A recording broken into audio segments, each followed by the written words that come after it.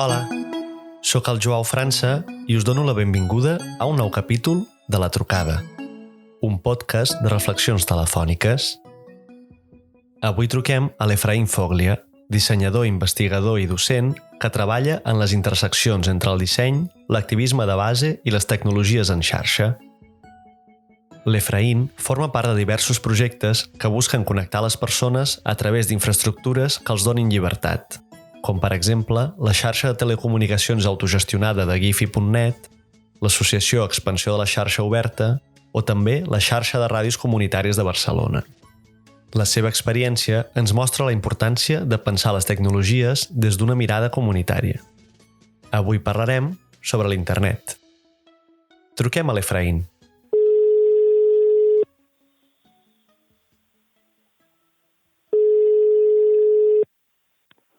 Hola, Hola Efraín, ¿qué tal?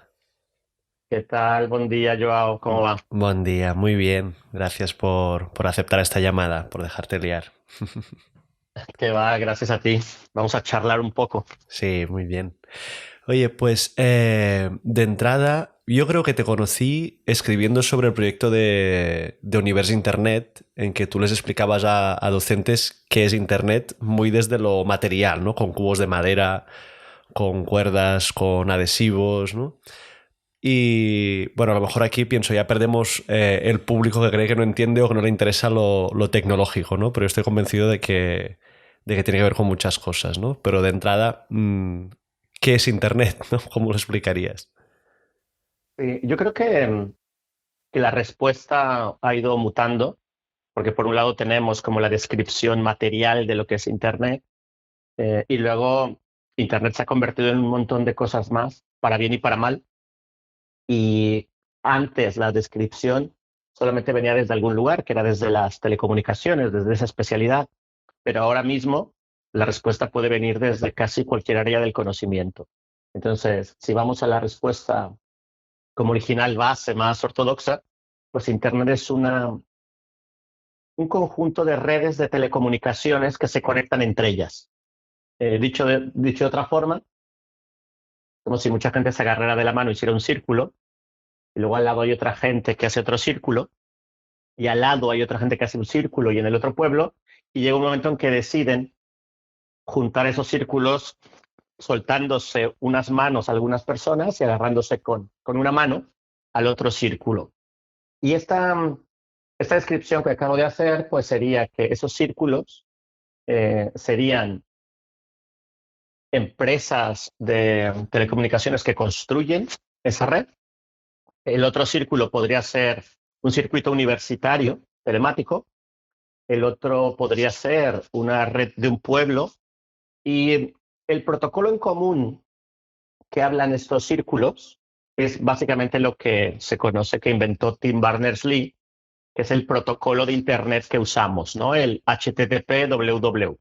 Porque ha habido muchas redes históricamente y puede haber que decidan no hablar ese protocolo. Por ejemplo, el ejército tiene su propia red y hable su propio protocolo. Incluso en Cataluña, no sé si exista, supongo que sí, había una cosa que se llamaba la Anella Científica, que era una red de este tipo, como un círculo de los que comento, pero exclusivamente para gente que está en el mundo científico, ¿no? Entonces, si yo estaba en otra red que hablaba el protocolo HTTP, pues yo no podía entrar a ver la información de los científicos. Entonces, Internet sería ese protocolo en común que tienen las redes de telecomunicación que deciden entrar ahí para que la gente pueda acceder como de una forma transparente, que es tú entras en un navegador con una dirección y con este protocolo que viene de la dirección que tú vas a teclear allá. Entonces, eso sería como de una forma muy, muy concreta. Internet es una red de redes telemática que ha alcanzado a unos niveles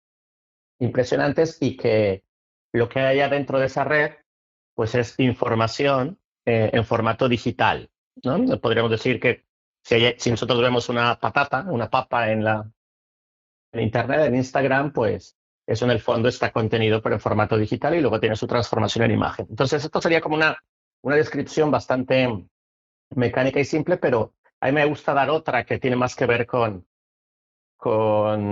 la actualidad que vivimos y la que hemos ido construyendo, que sería repito, para bien o para mal, no es necesariamente que yo vea bien esto, pero creo que tiene ventajas y desventajas. Se ha convertido Internet, o Internet hoy en día es el sistema operativo de la sociedad contemporánea, ¿no? Es como una especie de riego sanguíneo tecnopolítico en donde hemos ido trasvasando nuestros saberes, que está tocando casi todo y lo que no ha tocado lo tocará.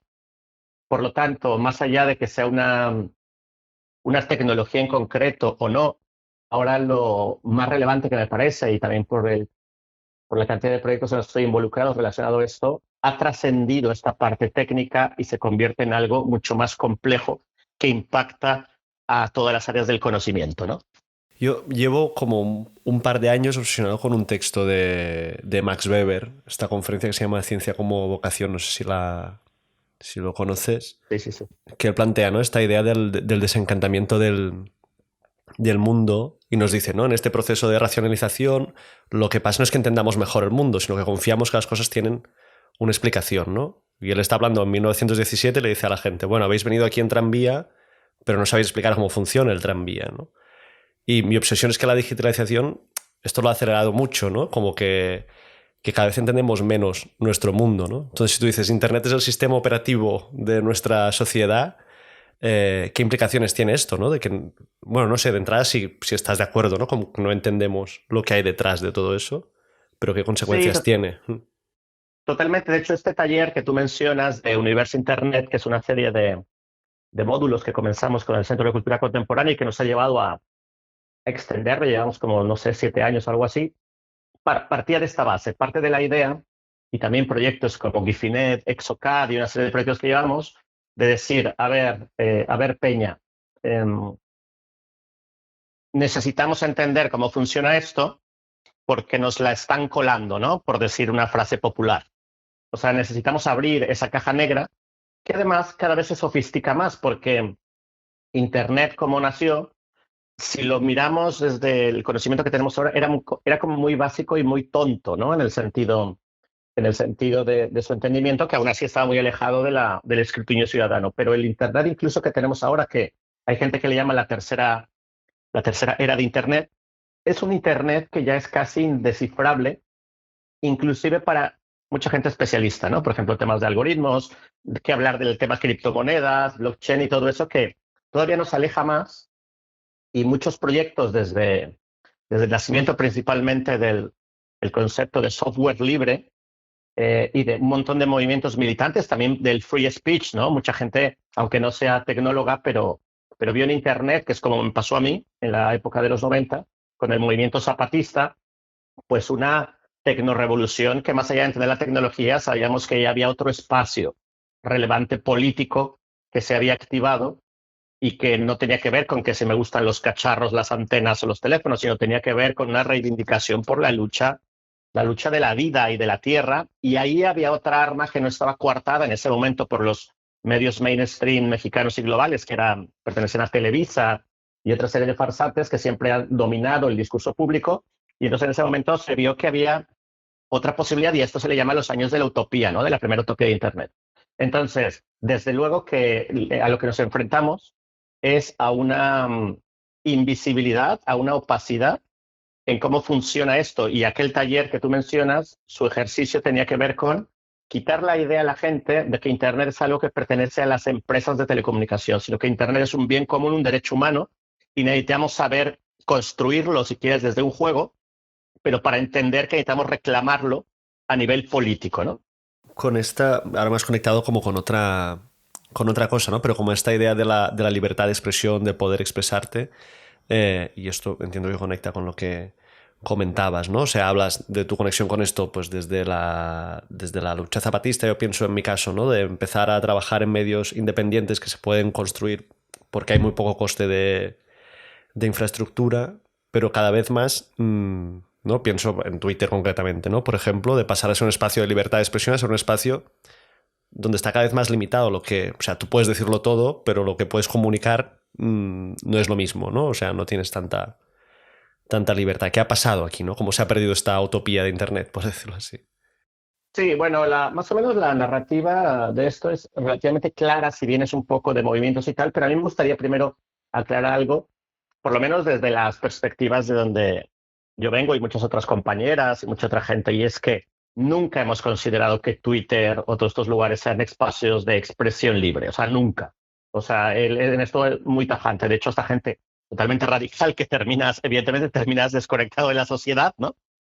Porque mucha gente, por ejemplo, en mi caso, yo además soy profesor universitario, vengo también del mundo del diseño y tal, entonces en ese tipo de ecosistemas tú no puedes llevar a decir, no puedo tocar esto porque es casi una obligación, es como tener tarjeta de crédito o correo electrónico, ¿no? Nunca nos preguntaron, pero es una imposición y si no llegas a ser hasta sospechoso, ¿no? O sea, si yo no tengo correo electrónico y no tengo redes y además no quiero publicar mi teléfono y mi foto en los perfiles, no es mi cara, ya la sociedad, o sea, el sistema de consumo, el sistema político me considera una persona sospechosa, ¿no? Un bot. Eso ha girado mucho. Pero esto es decir primero que nunca lo hemos considerado. Lo que sí consideramos es que las personas han logrado encontrar una serie de huecos ahí que son efímeros y momentáneos, que han sido muy interesantes y que seguramente si ahora sale otra red hipervigilada y protegida y que vende los datos, seguramente también habrá otro sector que logre usar aquello de forma estratégica, incluso sin darse cuenta, para lograr determinados fenómenos de libertad de expresión, ¿no? Pero nunca, no, o sea, eso ha nacido cerrado, ha nacido en California, ha nacido para hacer dinero y ha nacido para el mejor postor, o sea, Peña Nieto, ¿no? Un expresidente mexicano ha comprado directamente información a Facebook, a Twitter, y da igual. Entonces, yo creo que nunca ha sido. Lo que sí creo, y regresando a la utopía, es que lo que sucedió es que en los primeros años Internet no era tan relevante para el mundo del consumo. Entonces, esto permitía que hubiera más experimentos, que hubiera más disidencia ahí adentro, porque todavía el gran modelo económico estaba basado en la televisión. Me refiero a mediados de los años 90. ¿Sí? Y la gran inversión, lo que quería esperar, como ahora hago una analogía con TikTok, es que primero se llenara de gente y ya cuando estuviera llena es cuando ya pueden capitalizar ganancias. Por lo tanto, los primeros 100 días de Twitter o el primer año, seguramente se podían hacer cosas maravillosas descubriendo aquello, ¿no? O el mismo correo electrónico o ese tipo de cosas. Lo que pasa es que, pero esto ya había un plan de digitalizar, perdón, de reurbanizar el mundo a nivel digital, ¿no? Lo que pasa es que eso te iba a tomar unas décadas. Ya hemos llegado a esas décadas y ahora mismo, sí, todo lo que está ahí ya es elemento de lucro, elemento de vigilancia y elemento de control de forma plena, porque ya tienes gran parte de la población mundial productivista, desde el punto de vista capitalista, que está ahí adentro. Entonces, ahora sí, es más fácil que yo sea Donald Trump y que genere opinión pública en Twitter que en los años 90, que para mí la televisión era lo fuerte, ¿no? Entonces, esos años iniciales correspondían seguramente también al nacimiento, por ejemplo, de estos cambios de estado político que llaman democracia en algunos lugares, ¿no? Como por ejemplo en el Estado español que dicen llegó la democracia después de la dictadura, ¿no? Ahí tendríamos que abrir muchas cuestiones y preguntas, pero si lo dáramos por hecho, ¿no? Seguramente, y lo vemos, los 10 o 20 primeros años de ese periodo democrático, medios de comunicación, expresión de diversidades, etcétera, etcétera, fue muy floreciente, porque la sociedad otra vez tiene que reconstruir todo ese sistema. El consumismo, lo que dices, tú dale que luego yo ya segmentaré y haré colectivo gay, colectivo no sé qué, y te venderé unas bambas a ese modo, ¿no? Entonces, Internet, en esos primeros años sucedió eso y se lograron cosas sumamente interesantes, pero ahora mismo estamos en una época en donde seguirá habiendo cosas interesantes a nivel de disidencia, lucha, free speech y tal, pero la cosa es hiper compleja porque básicamente el capital ha tomado ya Internet como su ADN y casi toda nuestra respiración puede ser digitalizada y pues vendida en una obra de arte pixelada, ¿no? Y esto es lo que ha cambiado, ¿no? La década, que ya llevamos un rato, de hecho estaba viendo que hoy es el Día Internacional de Internet, ¿no? Y lo primero que me viene a la mente es que en los años 90 o en los 2000, cuando decíamos Internet, más o menos teníamos un consenso de su rol social y político. en determinados lugares y había muchos otros escenarios en donde no lo tomaban en cuenta, ¿no? Por ejemplo, a mí me tocó ver cuando llegué a vivir a Cataluña en el 2003 que todavía mucha gente que estaba en periodismo decía, eso de Twitter es una moda, ¿no? Va a desaparecer. Ahora mismo es indudable que si alguien está estudiando eso, a lo mejor todas las clases se las dan a partir de que reproduzcan su información en Twitter, ¿no? Entonces, estamos en esta tercera era que le llaman, que se ha vuelto más compleja, más cerrada, más privatizada y que se ha, de alguna forma, otra vez concentrado como la vieja televisión broadcast en 3 o 4 manos a nivel global, ¿no? Y pensando como en estos espacios, ¿no? Que ya nacen cerrados. O sea, para mí el reto es decir, yo me desconectaría de todo esto, pero es donde me puedo comunicar con la gente, ¿no? Es decir, a lo mejor antes una lógica de listas de correos, yo podría como saber un poco más lo que me interesaba, llegar a la información, comunicarme. Y ahora la impresión es que necesitas estar ahí, ¿no? Para llegar a la gente. O sea, yo para saber en qué andas tú, qué estás haciendo, pues te sigo en Twitter, ¿no? Y voy viendo. No sé cómo podemos construir alternativas a esto. Sí, bueno, esta es la historia, yo creo que de los medios de comunicación, medios alternativos, y no solamente es eso, sino también de la sobrevivencia en un mundo así necrocapitalista, ¿no? Que de alguna otra forma, a menos de que seas multimillonario o puedas vivir comiendo aire, pues todos necesitamos salir a ganarnos el bocata. Entonces, ¿qué pasa? Que es muy difícil también generar esta separación y nos han llevado a un territorio en donde tenemos pocas opciones. Por ejemplo, yo podría, y mucha gente que conozco, que aparte tiene un nivel experto de temas informáticos, decir, yo nada más voy por redes encriptadas, etcétera, etcétera, pero a lo mejor tiene que trabajar en la universidad y todos los servidores en la universidad son de Google, ¿no? Entonces ya todo eso se rompe, ¿no? O te enamoras, ¿no? Te enamoras, lo cual me parece que es un acto al que nunca tendremos que renunciar. Pero claro, eso es lo que te puede llevar a que te enamores, que a lo mejor tengas que pagar un plan de datos para estar conectado a ver a qué horas puede esa otra persona o esas otras personas de las que te enamoraste quedar para tomar una caña. Y si tú no lo tienes, por ejemplo, esto lo hablo también como experiencia personal, que muchos años me negué a tener plan de datos en el teléfono, ¿no? Lo que tenía es todos los passwords de las calles a donde iba de redes inalámbricas iban saltando y ahí me iba conectando, ¿no? Y llegó un momento donde era imposible porque si salía yo de esas calles, quería quedar con una persona en cuestión y no podía por esto. Entonces, es así tan de humano popular a veces las decisiones más que statement políticos como súper robustos, ¿no? O por ejemplo mi madre, ¿no?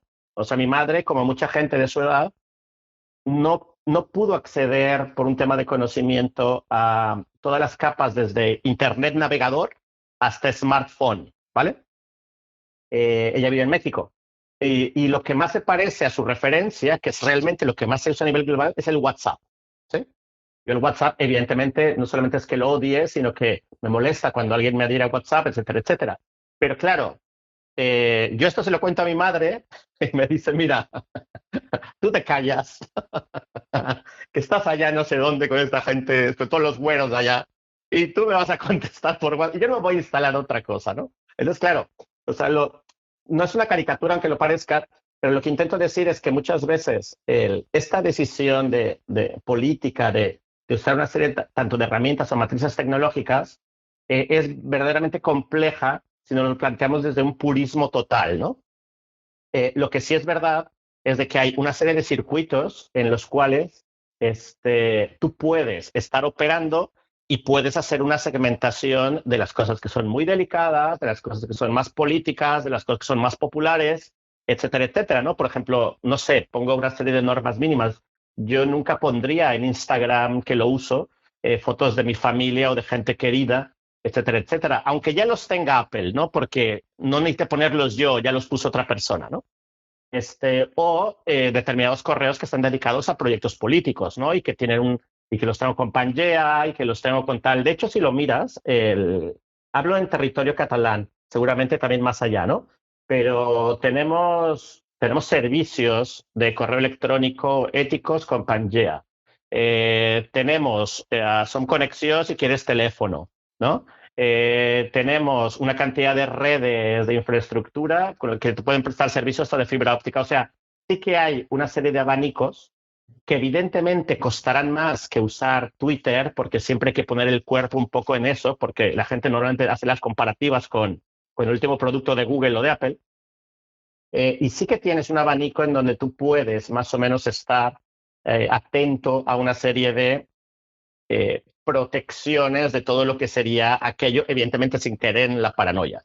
Pero que yo entiendo que hay que estar apostando por eso y por otro lado es muy difícil juzgar a la gente que usa otro tipo de temas o de herramientas que son total y absolutamente pues la máxima explotación también de su vida propia porque las circunstancias de cada persona es muy, muy diferente. De hecho, hay estudios que demuestran que muchos movimientos sociales, políticos, ¿no? A pie de calle, como se organizan es a través de WhatsApp por la línea de aprendizaje, ¿no? Entonces, y tú no puedes llegar allá, tirarte tu rollo y exigirles que cambien, ¿no? Si estás dando como ese apoyo.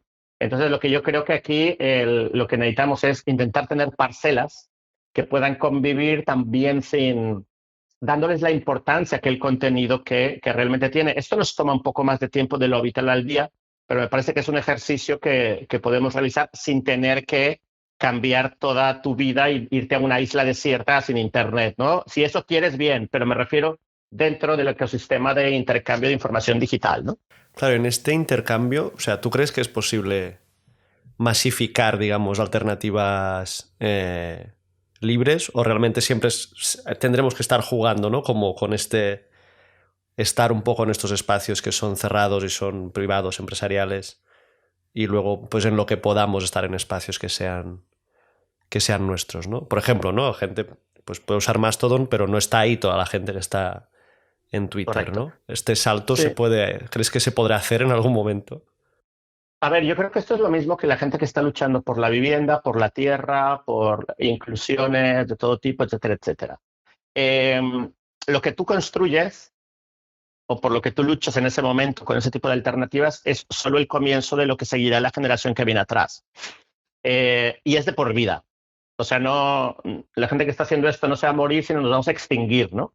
Entonces, en cosas tan veloces como esto de Internet, que no se parece nada a la evolución de la televisión, ni de la radio, ni de la prensa, porque además lo han impulsado para que sea así. Con lo de la pandemia todavía lo impulsaron más, pero están forzando todavía a estar ahí más rápido y más adentro.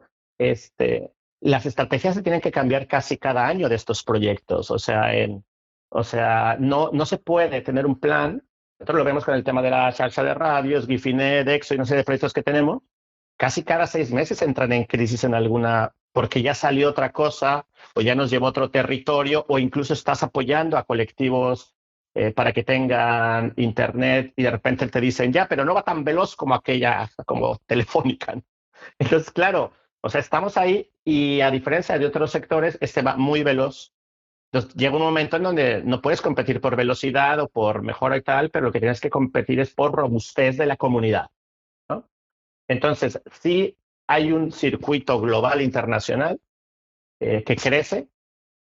Por ejemplo, ahora estamos montando un estudio de radio con el Pla de Barris en la Prosperitat, en Nou Barris, que va acompañado, evidentemente, de explicar el tema de la infraestructura, software libre, un estudio ya comunitario y tal. Y ya no fue necesario explicar a 17 profesoras, que es a las que le estamos dando la formación para que lleven el estudio, por qué el editor de audio Audacity es mejor que cualquier otro editor, ¿no? Ya no fue necesario, porque han probado tanto estas personas que son guerreras como todas las profesoras, que han visto que el candado que tiene una licencia privada en un centro público que les ponen y les quitan dinero, ese es un problema político.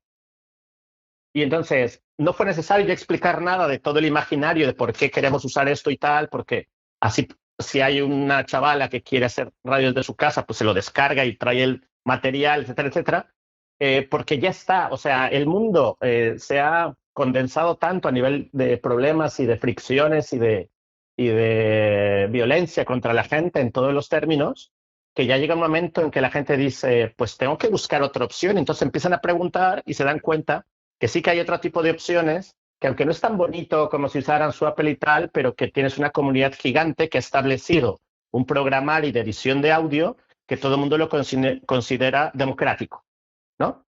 Entonces, yo creo que se están haciendo muchas cosas, pero recuerdo una persona muy importante del ayuntamiento, en alguna vez que nos cruzamos, me decía, oye, ¿cómo va la cosa? Yo, bueno, la cosa va así y tal y pascual. Y me decía, nosotros necesitamos un gran ejemplo de temas de tecnopolítica eh, que nos sirva, pero a nivel escala ciudad, ¿no? Un poco refiriéndome a tu pregunta, como diciendo, necesitamos algo que se sienta que está en todos los barrios y tal, ¿no? Entonces mi respuesta fue, vale, pero si financian proyectos becados de 30.000 euros cada 3 años, ¿no? O sea, lo que se pueden hacer son prototipos y apoyar a las comunidades, ¿no?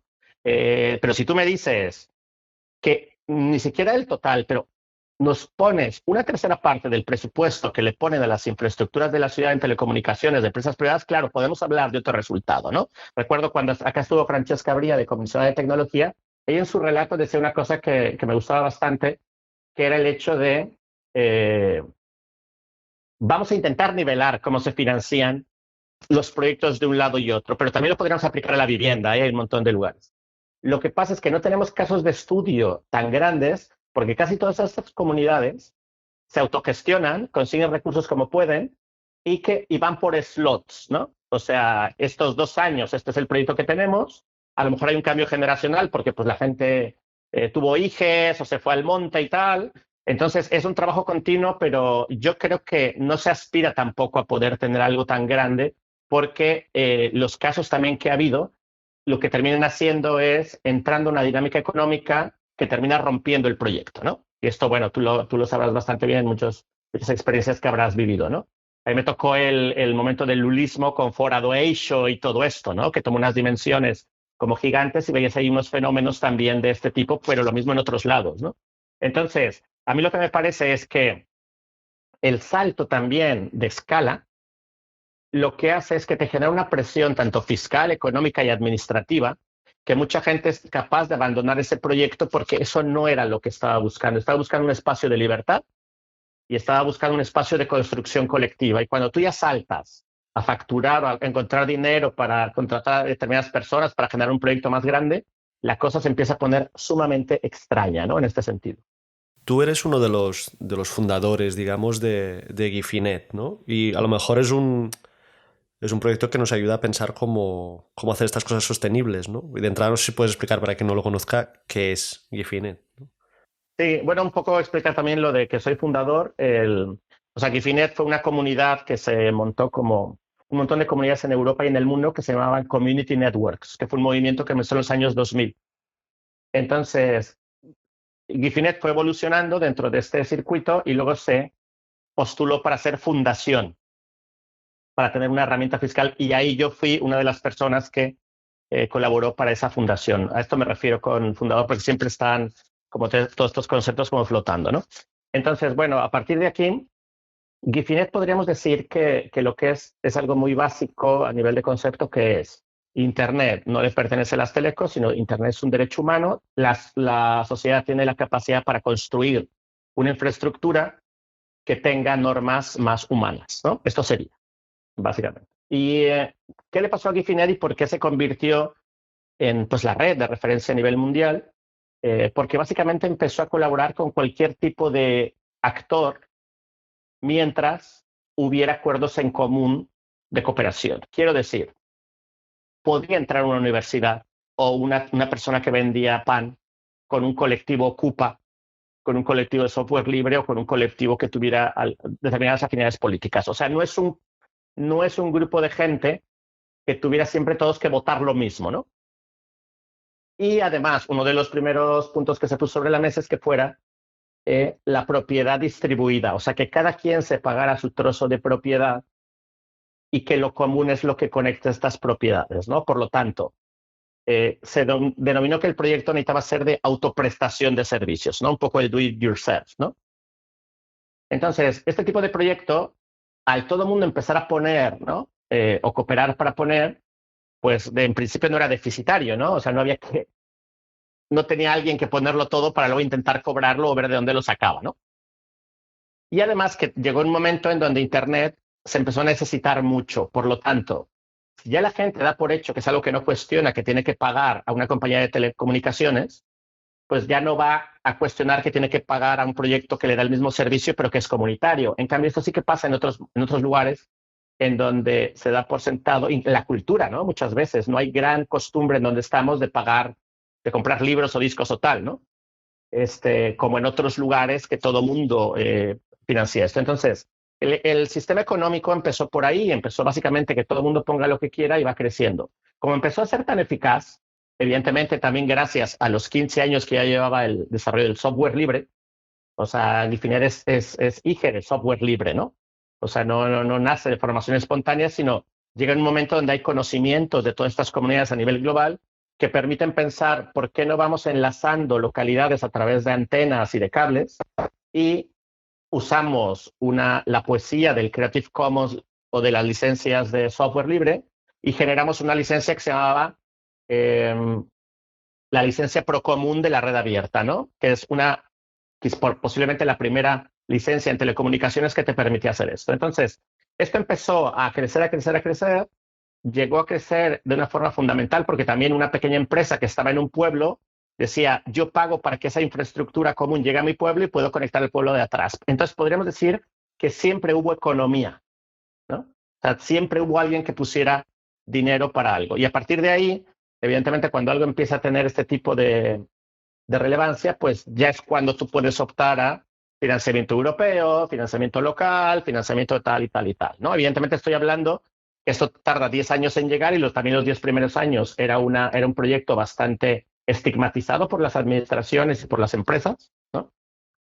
Todavía en algunos sectores es un proyecto que es bastante odiado, porque claro, son como estos paletos que llegan ahí a hacer algo que es de profesionales, ¿no?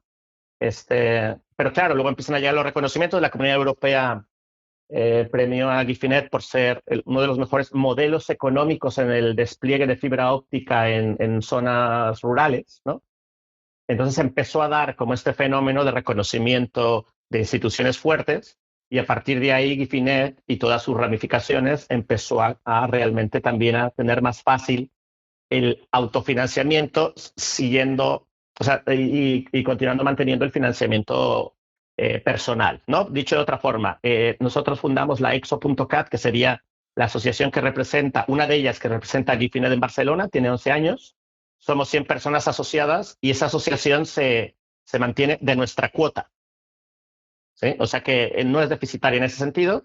La mayor parte de la gente que estamos no necesitamos tener conexión a Internet, nos la podríamos pagar, ¿vale? O sea, estamos ahí por el proyecto. ¿Y qué pasa? Que ese proyecto, al tener 11 años y al ser muy robusto a nivel de servidores éticos, etcétera, etcétera, y ya tiene su legitimidad ganada, pues entonces ya nos permite optar a proyectos de ciudad o de otro tipo de naturaleza que nos sirven para investigar y para mejorar infraestructura en común, ¿no?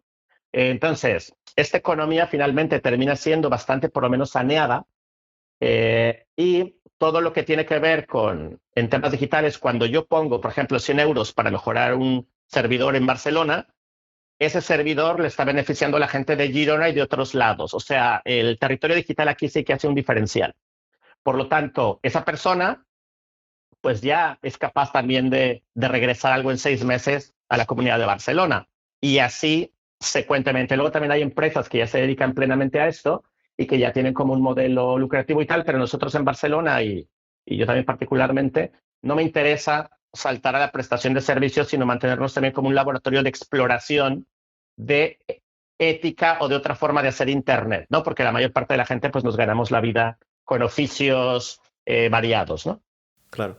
Y, o sea, para quien no lo entienda, ¿no? Porque esto a veces es, bueno, no sé, la gente que no, como no pensamos en la estructura, ¿no? Lo material de Internet, ¿cómo entender esto, ¿no? O sea, al final, Gifinet es como lo que decías, ¿no? Gente que está cogida de las manos, pero en algún momento se conectan a la red, ¿no? A la Internet, digamos. Efectivamente, es una muy buena pregunta y es posiblemente de las más complejas porque partemos, ¿no? De a quién pertenece Internet y de dónde viene Internet, ¿no? Pues mira, voy a intentar explicarlo de una forma muy sencilla, a ver si me sale. En principio, Gifinet o las llamadas redes comunitarias lo que hacen es que enlazan 5 casas de un pueblo, ¿vale? Las enlazan con 3 tecnologías posibles, que son las que están al abasto de la gente, que es cable de cobre, o sea, yo podría pasar cobre y tirarlo por la ventana a mi vecino, que es lo que conocemos como el ADSL, ¿no? Otro, podría tirar un tubo y por ahí pasar fibra óptica y así conecto aquel lugar con esto. O con dos antenas de respuesta industrial, que esto es importante mencionarlo, ¿no? No son antenas así amateur, sino son antenas que te generan la misma conexión que un cable, pero de forma inalámbrica, ¿no? Un poco como las que tú ves en los aeropuertos cuando vas a despegar de los tambores estos que conectan un aeropuerto con otro, ¿no? Hay algo importante de decir, que para que tú conectes dos antenas de un lugar a otro, tú tienes que ver la ley de telecomunicaciones para ver si tú puedes usar algunas frecuencias o no, o tienes que pagar por ellas, que es el gran problema del FM, ¿no? Todo lo que ya sabemos de las radios libres y todo esto, ¿no? Porque según el país, hay veces que la FM tiene frecuencias para comunidades y hay veces que no. Por ejemplo, en el Estado español no hay FM público ni procomún. En cambio, por ejemplo, en México, todas las comunidades nativas tienen un porcentaje de presupuesto y de frecuencias para su comunicación por temas históricos, ¿sí? Entonces, conectar dos antenas acá a nivel de FM u otras frecuencias no puedes de forma, digamos, legal e institucional, pero para Internet hay dos frecuencias que se conocen, frecuencias comunes, que es la de 2,4 GHz y 5 GHz, que no necesitas pagar por ellas. Es como el agua de canaletas, ¿no? O sea, es como tú puedes llegar y tomar agua ahí. Pues entonces, estas redes se han favorecido de estas dos frecuencias porque esto no te genera sobrecostos y tú lo puedes hacer simplemente manteniéndote en esas dos frecuencias. Y esto ha hecho que la red crezca mucho. Pero bueno, me estoy desviando. Entonces, tú conectas 5 edificios con esta tecnología, ¿vale? ¿Y de dónde sale Internet? Pues en un inicio lo que hacíamos es que agarrábamos a alguien que hubiera pagado un Internet comercial, ¿no? Lo conectábamos a esa red de 5 antenas y se distribuía y todo el mundo se repartía ese gasto, ¿vale? Esa era la forma de inyectar Internet ahí, o sea, de una empresa de telecomunicaciones lo compartías. Esto te puedes imaginar la cantidad también de problemas legales que había tenido y tal, pero además tenía un problema de concepto, ¿no? Que yo siempre digo, tú y yo podemos ir a un Starbucks a planear la revolución, ¿no? Y la respuesta es sí. Tú y yo nos podemos ver todos los miércoles en un Starbucks y seguramente la podemos planear, ¿no? Ahora, ¿esto no chirrea un poco? Pues sí, ¿no? A lo mejor tendríamos que hacer lo mismo, pero en un café de Oaxaca, ¿no? O de Río, ¿no? Entonces, lo que pasó es que evidentemente Gifinet empezó a luchar a nivel de gobernanza global para que pudiera tener la licencia de también poder distribuir por sí solo. ¿Eh? Esto se llama ISP, Internet Service Provider, o sea, necesitas como la licencia. Y si a ti te dan la licencia, que a Gifinet se la dieron por la cantidad de personas que tenía ya, tú lo que haces es que hay un edificio en la zona franca que se llama el Backbone, ¿no? En donde tú te conectas a ese edificio y desde ahí, evidentemente pagando las tasas y a los brokers y tal, pues tú compras una cantidad de conexión concreta y la distribuyes entre tu red, que es lo que hace Telefónica, Orange y tal, ¿vale? Ese edificio Backbone pues está conectado con todos los backbone de cada una de las ciudades. Y eso es lo que genera Internet. Entonces, Gifinet ya desde hace varios años, también esa fue una de las razones por las que se hizo fundación, tiene la misma categoría legal, jurídica, que Telefónica o cualquiera de estas empresas. Entonces, lo que pasa es que su modelo pues, es otro. Por lo tanto, yo cuando pago mi conexión, que yo tengo fibra por medio de EXO, llega a conectarse hasta ese backbone y lo que yo le pago a la comunidad es lo que la comunidad, junto con todas las cuotas, le paga a los servicios del backbone por ese tráfico de datos, ¿vale? Entonces, podríamos decir que uno de los grandes avances de Gifinet es que saltó de hacer una autogestión punky, ¿no? O que nos la fuimos inventando de ahora usa el ADSL mientras nadie lo vea, o a lo mejor si es legal o tal. No. Queremos ir a las instituciones de Internet que tienen el ISO, que el RIPE y una serie de instituciones que son como la ONU de Internet y somos partners de este ecosistema, lo cual nos permite pues, tener direcciones IP, ¿no? Que también es una cosa que se distribuye, participar en las votaciones del Internet a nivel global, hacer lobby con otros proyectos de este tipo, pero además poder distribuir Internet de forma industrial, pero también con nuestro modelo, pero también de forma, que es lo que todo el mundo los 10 primeros años se llenaba la boca de decir, pues de forma legal, ¿no? Porque esta peña, como no es telefónica, pues es ilegal, ¿no? Y esa es un poco la forma de distribución. Por lo tanto, en el punto que tú te conectes, que te puedas conectar a un edificio de Gifinet o a alguna asociación de Gifinet, tú puedes tener como Internet puro sin cortar, ¿no? Así como el crack, ¿no? Porque, claro, el servicio que te llega está basado en la vigilancia de esa comunidad y no lo que hacen las compañías de teléfono que te lo trocean, ¿no? Lo mezclan ahí con tal, con lo que sea, para evidentemente venderte un pack y luego te dan un poquito más en 6 meses para subirte la tarifa y decirte que te están dando más megas. O sea, está bastante manipulado el tema de el Internet que te llega y ya no hablemos de temas de transparencia y ese tipo de cosas. Cuando fueron todos los problemas del 1 de octubre y todo esto, creo que los servicios de Gifinet fueron los únicos que podían publicar una serie de webs sin que se las tumbaran, ¿no? Porque declaraban que necesitaban tener libertad de expresión en este sentido de sus servidores y así lo hicieron, no solamente en ese caso, sino en otros casos, por ejemplo, también de luchas de otro tipo, ¿no? Ujú, claro. Y Efraín, llevamos casi 40 minutos hablando y para ir acabando, una cosa que te quería plantear es, ¿no? Esta lógica, que es una lógica muy, bueno, ¿no? Del software libre, de estas éticas de Internet, digamos, ¿no? Y de que lo que decías, ¿no? Él ocupa la panadera, la empresa de, ¿no? Poder estar, la universidad, poder estar todas juntas en este mismo proyecto. No sé qué aprendizajes dirías que nos puede dar estas lógicas de Internet a otros tipos de organizaciones comunitarias, ¿no? No sé si decir físicas o 1.0, porque al final todo Sí, está físico y está digital también, ¿no? sí, esta pregunta es una de las que a mí me atraviesa personalmente en la participación de estos proyectos, porque para mí realmente, o sea, lo que me interesa es la justicia global. Entonces, lo que me interesa, o por lo que seguí en GIF y sigo y seguiré y proyectos paralelos, es porque yo vi que ese conocimiento lo podía trasladar a otras prácticas, por ejemplo, de mi barrio en México, ¿no? O sea, que no era un proyecto que yo desarrollara en Europa o que formara parte y nada más se pudiera reproducir aquí por las condiciones materiales y políticas, ¿no? Entonces, hay una serie de ejercicios que intentamos hacer para intentar explicar esa metodología y cómo podría funcionar en otros lados, pero es que en el fondo ya existe. Y esto en las jornadas estas de acción comunitaria, yo lo decía, se parece bastante a generar una comida comunitaria en donde todo el mundo trae su plato y el protocolo sería la cantidad que comemos y si hay veganos, si no hay veganos, ¿no? Que nadie exceda, si a alguien le falta comida, ¿no?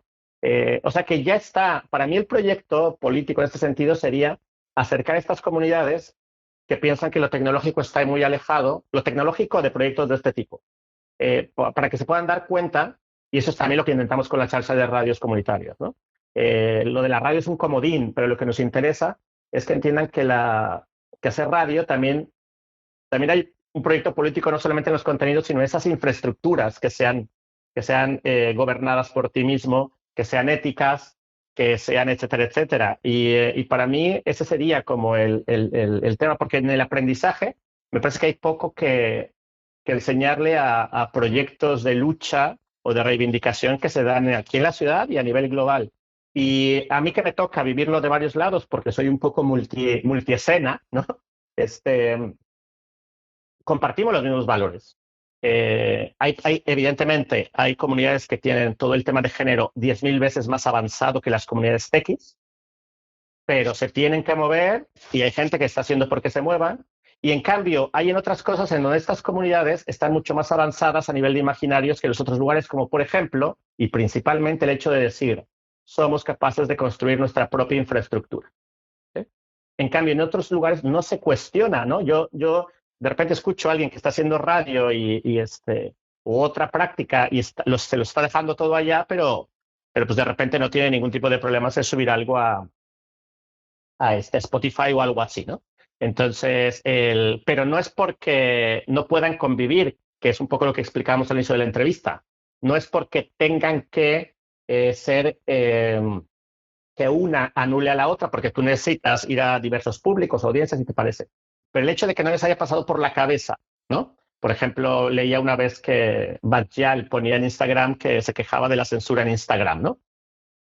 Y yo decía, wow, o sea, eh, dan por hecho que Instagram es capaz de dar una libertad de expresión, ¿no? O sea, me parece que el proyecto de lo que se le llega a llamar tecnopolítico, que habla de toda la infraestructura de 360 grados, necesita hacer un gran esfuerzo por la divulgación en escenarios no expertos, ¿no? Entonces, para mí esto es, pero cuando tú logras poner los puntos, los conceptos fundamentales en los otros lugares, no solamente es que los entiendan, si los tienen muy desarrollado. Acabo con una anécdota, y es que hay una economista que se llama Elinor Ostrom, no sé si te suene, que fue la primera mujer que ganó un premio Nobel de Economía, y ella tiene un libro que se llama La desgracia de los comunes, ¿no? La tragedia de los comunes. Y ella pone sobre la mesa todos los problemas que hay en la elaboración de comunes urbanos, comunes tal y tal, ¿no? Que tiene que ver con el financiamiento, crecimiento, exclusión, inclusión, etcétera, etcétera.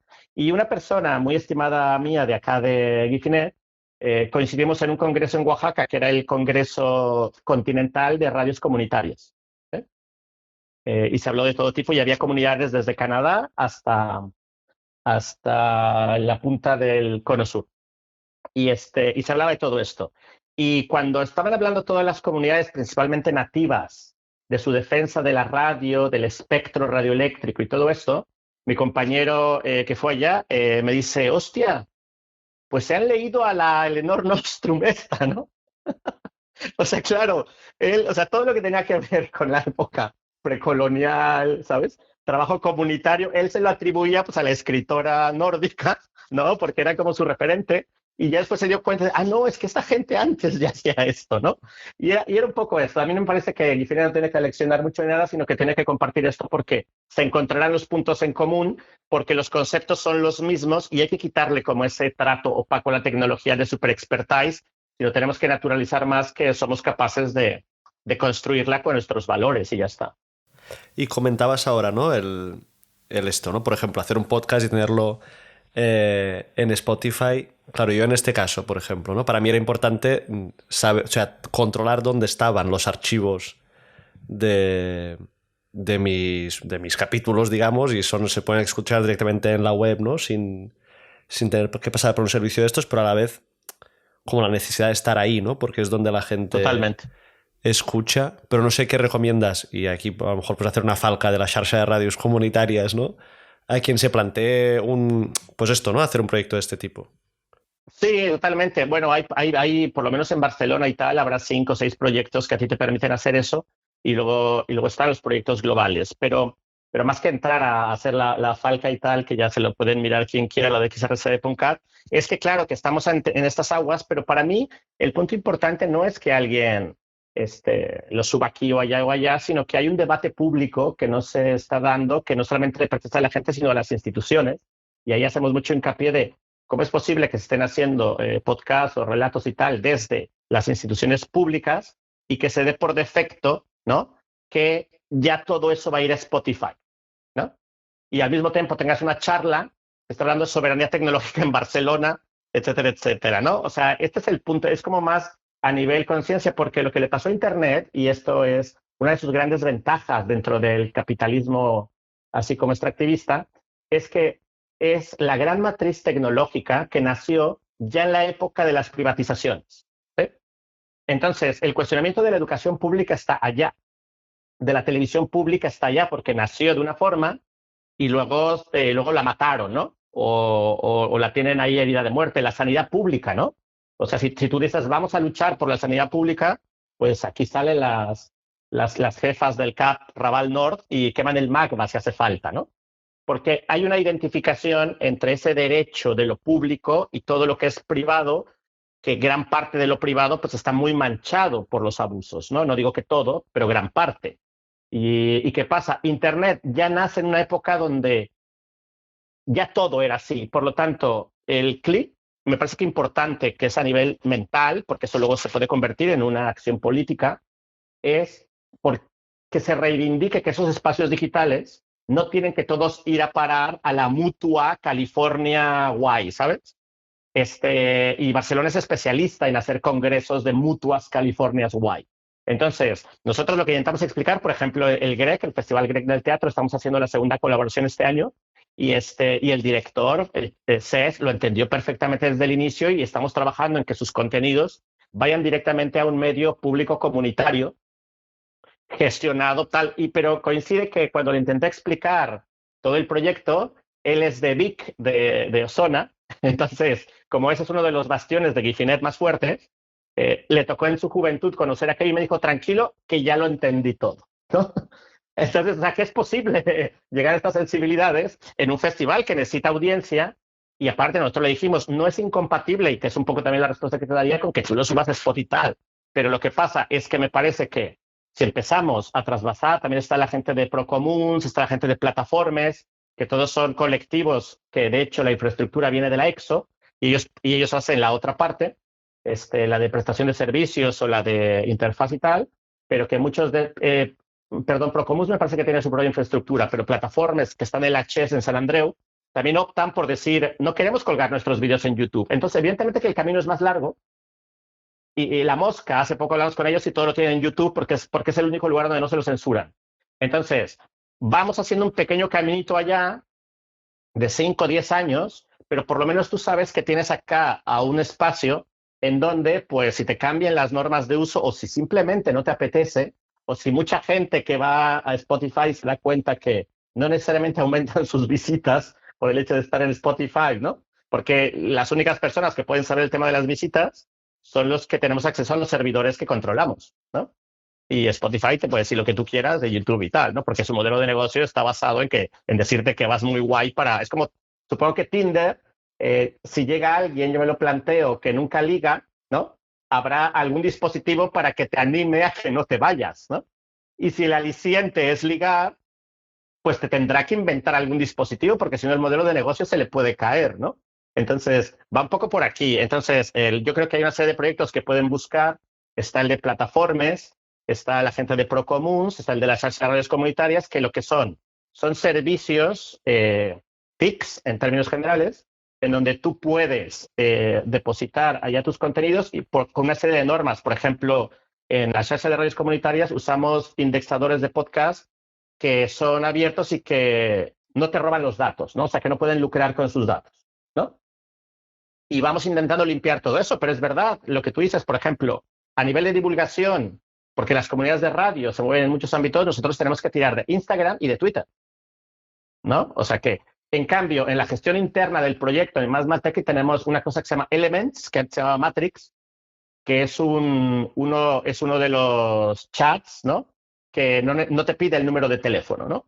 Entonces, intentamos también hacerlo lo mejor posible, pero con lo que nos encontramos, y es un reto del proyecto de Chacha de Radios, trabajar también con personas que vienen de otros imaginarios y necesitamos nosotros acercarnos también a eso y, por lo tanto, pues a veces nos tenemos que comer estas cosas, pero por lo menos queremos que nos den la oportunidad de explicarles que se están construyendo, que se han construido otras opciones. Y yo creo que por aquí va la jugada, ¿no? Pues oye, Efraín, muchas gracias. A ver si podemos ir, ¿no?, haciendo crecer estos espacios, estas posibilidades. Yo creo que es inspirador pensarlo, pues desde lo que hacéis en los espacios en los que estás. No, muchas gracias por la invitación. Y bueno, y también felicidades por todo tu trabajo, que lo seguimos de cerca y al contrario, es bastante inspirador ver en otro tipo de líneas que hay gente que no se detiene, ¿no? Y esto da muchísimo gusto. Qué bien. Pues muchas gracias. Pues Hasta venga, un pronto. abrazote. Un abrazo. Chao. Adiós.